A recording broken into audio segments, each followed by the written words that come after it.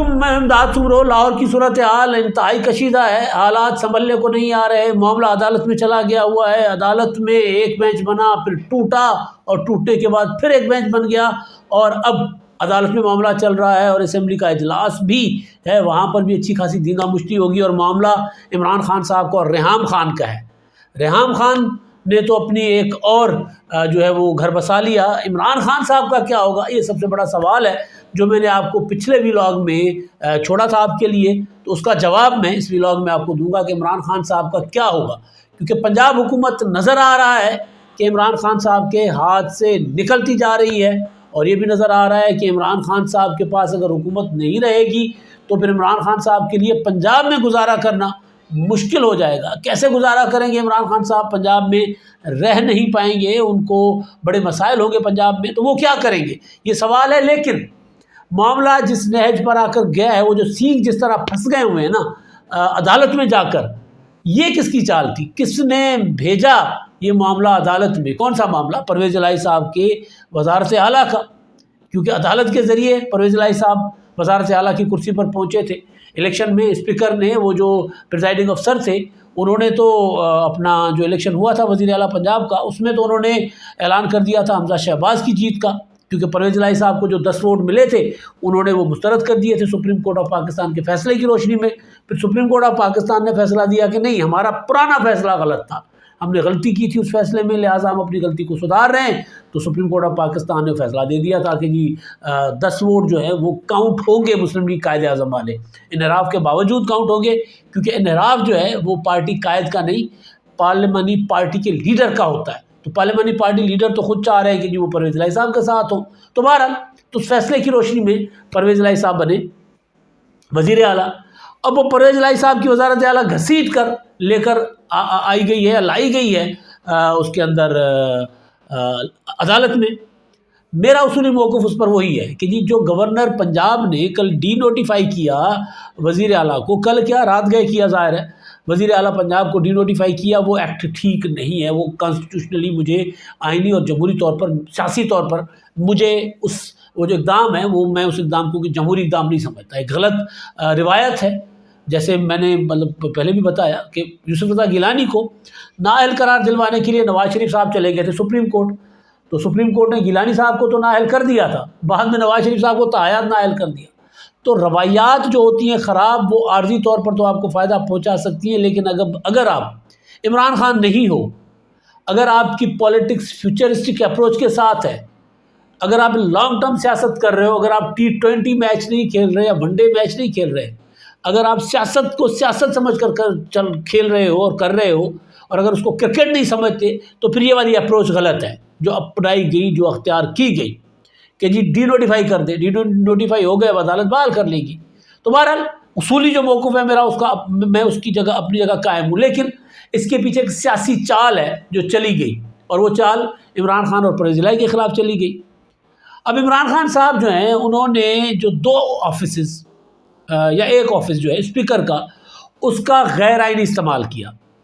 April میں بھی کیا، اپنے خلاف تحریک عدم اعتماد کے وقت پر بھی کیا، اور اب بھی عمران خان صاحب وہی کچھ کر رہے ہیں۔ اسپیکر سبطین خان صاحب جو ہیں، ان کے ذریعے انہوں نے گورنر کا ایک آئینی ایڈوائز جو تھی، جو کسی صورت نظر انداز نہیں کی جا سکتی، جس کے خلاف کسی صورت کوئی کیا کہا جائے اس کو رولنگ نہیں آ سکتی، تو وہ رولنگ دلوا کر انہوں نے کھلواڑ کیا، رولنگ دی اسپیکر نے، اور اس کے نتیجے میں ڈی نوٹیفائی کر دیا گیا وزیر اعلیٰ کو۔ تو معاملہ عدالت میں جانا تھا، تو معاملہ چلا گیا عدالت میں۔ عدالت میں جاتی مسلم لیگ نون یا وفاقی حکومت یا گورنر جاتے، جنہوں نے اعتماد کا ووٹ کے لیے اجلاس کال کیا تھا، ایڈوائز کی تھی، اور اسپیکر صاحب کو ہدایت کی تھی کہ جی اجلاس بلا لیں 21 دسمبر کو، انہوں نے نہیں بلایا تھا۔ تو اصولی طور پر تو عدالت جانا تھا یا بنتا تھا، فریق جو متاثر فریق تھا وہ گورنر آفس تھا، کیونکہ گورنر آفس کا جو کانسٹیٹیوشنل آرڈر تھا وہ ڈسوبے ہوا ہے، کانسٹیٹیوشنل آرڈر ڈسوبے نہیں ہو سکتا، ہوا ہے، اور وہ کیا ایک رولنگ کے ذریعے۔ تو اس کے خلاف جانا تو تھا عدالت میں اپنا گورنر صاحب نے، مگر ایک چال چلی گئی کہ ہم کیوں جائیں، ہم ان کو بھیجتے ہیں جو ہم چاہتے ہیں وہ وہاں سے حاصل کر سکتے ہیں۔ وہ چال یہ چلی گئی کہ جناب ڈی نوٹیفائی کرنے کا مشورہ دیا گیا گورنر صاحب کو کہ آپ پرویز الہی کو بطور پرائم منسٹر چیف منسٹر بطور وزیر اعلیٰ ڈی نوٹیفائی کریں، اور ڈی نوٹیفیکیشن کی صورت میں یہ ہوگا کہ پرویز الہی صاحب جو ہے وہ دوڑے جائیں گے ہائی کورٹ میں، عدالت میں جائیں گے، اور عدالت میں جانے کے بعد پھر جو ہے وہ پرویز الہی صاحب کی جو پٹیشن ہوگی اس پر عدالت گورنر صاحب کو بھی بلا لے گی، تو پھر معاملہ جو ہے وہ سیکھ وہاں پھنسیں گے، اور سیکھ پھنسنے کا جو الٹیمیٹ رزلٹ ہوگا وہ ہوگا پرویز الہی صاحب کے پاس وزارت اعلیٰ نہیں رہے گی۔ جو میں نے پچھلے ویلاگ میں گزارش کی تھی نا کہ فیصلہ ہو چکا ہوا ہے، طے ہو چکا ہوا ہے کہ پرویز الہی کی وزارت اعلیٰ نہیں رہنی، اب اس کا سرٹیفکیٹ کون جاری کرے گا؟ عدالت جاری کرے، یعنی گورنر والا جو ڈی نوٹیفیکیشن والا جو آرڈر ہے وہ برقرار رکھے پرویز الہی کو ڈی نوٹیفائی کرنے والا، یا پھر عدالت آرڈر کرے اور وہ پہلے والا گورنر کا آرڈر برقرار کرے کہ جی اپنا بحال کرے کہ اعتماد کا ووٹ لیں۔ تو اب ظاہر ہے دونوں صورتوں میں چھری خربوزے پر گرے، خربوزہ چھری پر گرے، زخمی پرویز الہی صاحب نے ہونا ہے سیاسی طور پر۔ تو اب پرویز الہی صاحب کا نقصان ہو چکا ہوا ہے، اب وہ صرف ہوتا ہے نا کہ کوئی چیز ہوتی ہے، کوئی کانچ کا برتن ہوتا ہے، وہ پڑے مطلب کہیں اگر ٹوٹ جاتا ہے تو وہ بظاہر اس کے اندر دراڑیں نظر نہیں آتی، لیکن جب اس کو کوئی چھوتا ہے تو چھونے سے وہ ریزہ ریزہ ہو جاتا ہے۔ تو پرویز الہی صاحب کانچ کے کسی برتن کی طرح ٹوٹ چکے ہوئے ہیں، اب صرف چھونے کی دیر ہے، کوئی بھی اس کو چھوئے گا، اور چھونے کی باری عدالت کی، عدالت چھو لے گی تو پرویز الہی صاحب کی جو وزارت اعلیٰ ہے وہ کانچ کے کسی مرتبان کی طرح وہ ٹوٹ کر بکھر جائے گی، ختم ہو جائے گی۔ تو چال جو چلی گئی ہے وہ چال یہ تھی کہ جی پرویز الہی صاحب کو عدالت بھیجتے ہیں۔ اب عدالت کے پاس کیا آپشن ہوں گے؟ وہ پہلے تو عدالت کی جو آج صبح جو بینچ بنا تھا اس میں ایک جج صاحب جو ہے پرویز الہی صاحب کے وکیل رہے ہوئے ہیں، تو انہوں نے کہا کہ جی میں تو پرویز الہی صاحب کا وکیل تھا تو لہٰذا میں بینچ کا ایسا نہیں بن سکتا، تو دوبارہ معاملہ چیف جسٹس صاحب کی طرف بھیج دیا گیا۔ تو چیف جسٹس صاحب نے معاملہ جو ہے وہ واپس اپنا ایک اور بینچ بنا کر سماعت شروع ہو گئی۔ اب سماعت میں جو آرگومنٹس چل رہے ہیں، اپنا پرویز الہی صاحب کے وکیل ہیں بیرسٹر علی ظفر صاحب، ان کے آرگومنٹ یہ ہے کہ جی پرویز الہی صاحب جو ہیں ووٹ لے کر آئے ہیں، نوٹیفیکیشن کے ذریعے نہیں جا سکتے، ان کو ووٹ کے ذریعے نکالو۔ تو پہلا آرڈر گورنر کا یہی تو تھا کہ اعتماد کا ووٹ لیں، تو اعتماد کے ووٹ کے اوپر آ گئی رولنگ۔ تو اب عدالت میں جو آرگومنٹ چلے گا، ظاہر ہے گورنر کو فریق بنایا جائے گا، گورنر آئیں گے، مسلم لیگ نون فریق بنے گی، وہ آئیں گے، تو پھر وہ یعنی اپوزیشن ان کو شاید فریق بنایا جائے نہ بنایا جائے، لیکن گورنر تو فریق بنایا، وفاق تو فریق بنے گا۔ تو وفاق کیا کہے گا جا کے عدالت میں؟ وفاق یہ کہے گا کہ سرکار ہم نے تو یہی کیا تھا، آپ بالکل ٹھیک کہہ رہے ہیں اپنا علی ظفر صاحب، آپ بالکل بجا فرما رہے ہیں، جو وکیل ہیں وکیل کیا کہتے ہیں کہ جو دفاع، وہ بالکل ٹھیک کہہ رہے ہیں، یا پٹیشنر کے وکیل بالکل ٹھیک فرما رہے ہیں جناب، یہ تو ووٹ کے ذریعے جا سکتا ہے، کسی وزیر اعلیٰ کو ووٹ کے بغیر تو نہیں بھیجا جا سکتا۔ ہم نے تو یہی تو کیا تھا، ہم نے کہا تھا کہ اعتماد کا ووٹ آپ کے پاس نہیں ہے، گورنر نے کہا کہ جی مجھے اطمینان نہیں ہے کہ آپ کے پاس ووٹ پورا ہے، لہٰذا ہم نے آپ کو ریکویسٹ کیا تھا، ریکویسٹ نہیں ایڈوائز کیا تھا کہ آپ اعتماد کا ووٹ لیں۔ تو آپ نے اعتماد کا ووٹ نہیں لیا، اور آپ اسپیکر کے ذریعے آپ نے جو ہے وہ اسمبلی کا اجلاس ہی نہیں ہونے دیا اعتماد کے ووٹ کے لیے۔ تو وہ کہیں گے کہ جی وہ ہمارا کام ہی نہیں ہے، وہ تو اسپیکر نے کرنا ہے۔ تو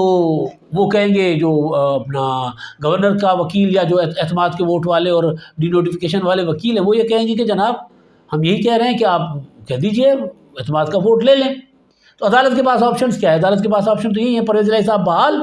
اور ادھر کہیں گے کہ جا کر اعتماد کا ووٹ لے لیں، جو میں نے اپنے پچھلے ویلاگ میں بھی گزارش کیا تھا۔ تو یہ چال تھی بیسیکلی پرویز الہی صاحب کو جال میں پھنسانے کی، گھسیٹ کر لے آنے کی۔